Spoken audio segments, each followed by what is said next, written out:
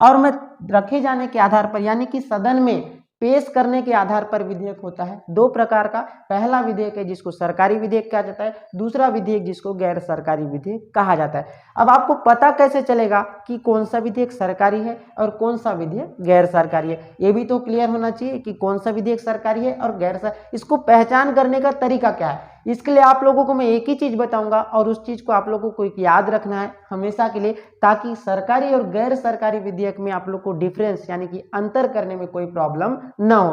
तो आप लोगों को एक लाइन बताऊंगा, उसी लाइन को नोट करके लिखे रहना है कि कौन सा विधेयक गैर सरकारी है और कौन सा विधेयक सरकारी है, वो उस लाइन से आप लोगों का स्पष्ट यानी कि क्लियर हो जाएगा। देखिए, सरकारी विधेयक उस विधेयक को कहा जाएगा जिस विधेयक को सदन में मंत्रियों के द्वारा रखा जाता है, उस विधेयक को कहा जाता है सरकारी विधेयक। यानी कि सदन में मंत्रियों के द्वारा पेश किया जाने वाला विधेयक क्या कहलाएगा, सरकारी विधेयक कहलाएगा। क्या कहलाएगा, सरकारी विधेयक।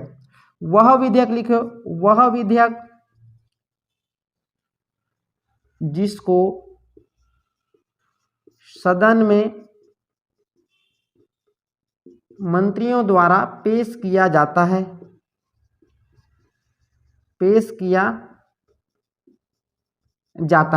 क्लियर होगा यहाँ तक? मेरे ख्याल से आप लोग समझ गए होंगे कि कौन सा विधेयक सरकारी होगा। स्पष्ट रूप से मैंने बता दिया कि वह विधेयक जिसको सदन में केवल मंत्रियों के द्वारा पेश किया जाता है, उस प्रकार के विधेयक को कहा जाता है सरकारी विधेयक। और गैर सरकारी विधेयक उस विधेयक को कहते हैं जो अन्य सांसदों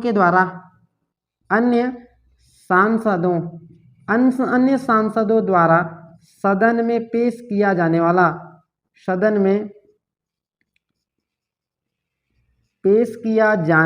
वाला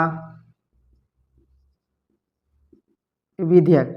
यानी कि मंत्रियों को छोड़कर संसद के अन्य जो सांसद रहते हैं उनके द्वारा यदि कोई विधेयक पेश किया जाता है सदन में, तो उस विधेयक को कहा जाता है गैर सरकारी विधेयक। क्लियर हो गया यहाँ तक? गैर सरकारी और सरकारी विधेयक में बहुत ही सरल है, क्योंकि सरकारी विधेयक उस विधेयक को कहेंगे जिसको सदन में पेश कौन करते हैं, केवल मंत्री लोग करते हैं।